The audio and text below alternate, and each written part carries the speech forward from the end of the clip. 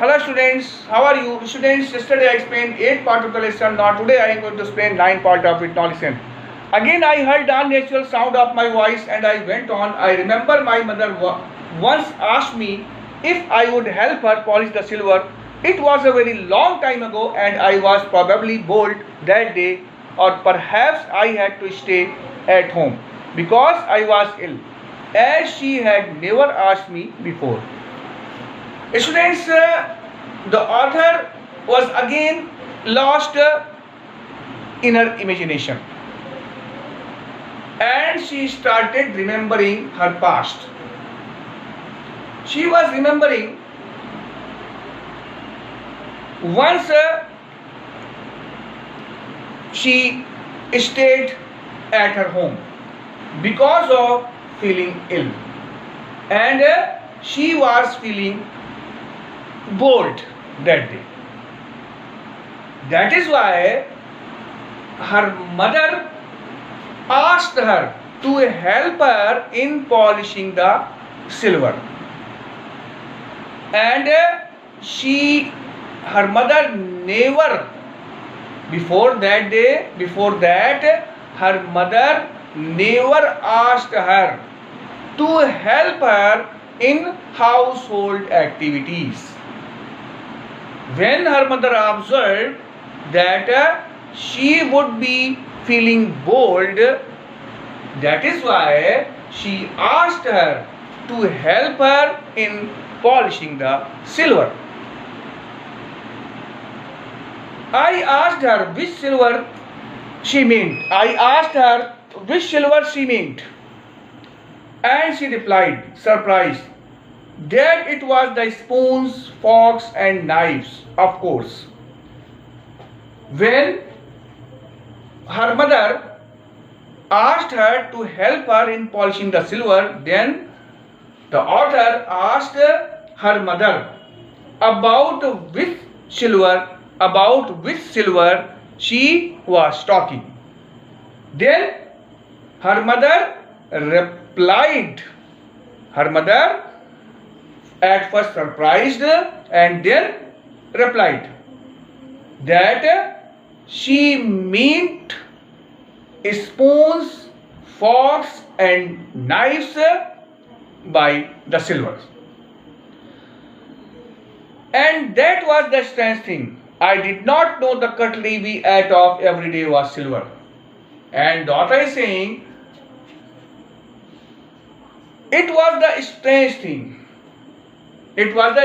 thing that the cutlery, the spoons, forks and knives which were being used by her for many days, she did not know that they were made of silver. The girl laughed again. While the author was remembering her past, she did not speak anything. But Mrs. Dolly's daughter was very witty and she understood what the author was thinking. That is why she laughed again. I bet you don't know it is either. I looked intently at her. What we eat with? She asked. After laughing, she said that she bet that the author did not know it was either. What they used to eat with. And well, do you know? At this, the author asked her if she knew about them. She hesitated. She walked to the sideboard and wanted to open a drawer. I will look. It is in here. After that, the girl hesitated. And then she moved to the sideboard and wanted to open a drawer. And before opening the drawer, she told the author that she would look. Those spoons, forks, and knives would be in the drawer. I jumped up. I was forgetting the time. I must catch my train. When Mrs. Darling's daughter was telling the author that she would look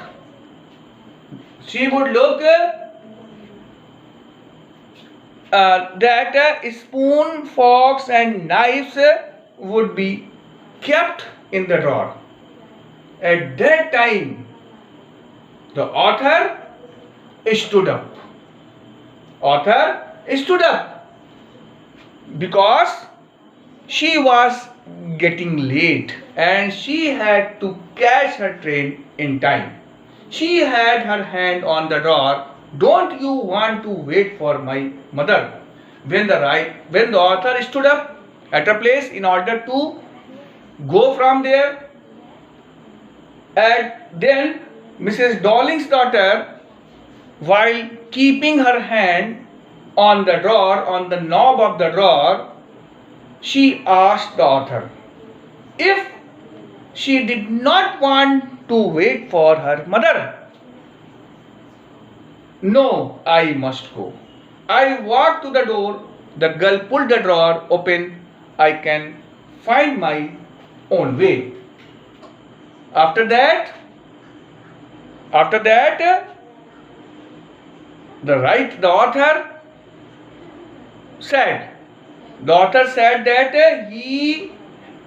said that she had to leave the place at once because she had to catch her train. After that, she moved towards the door.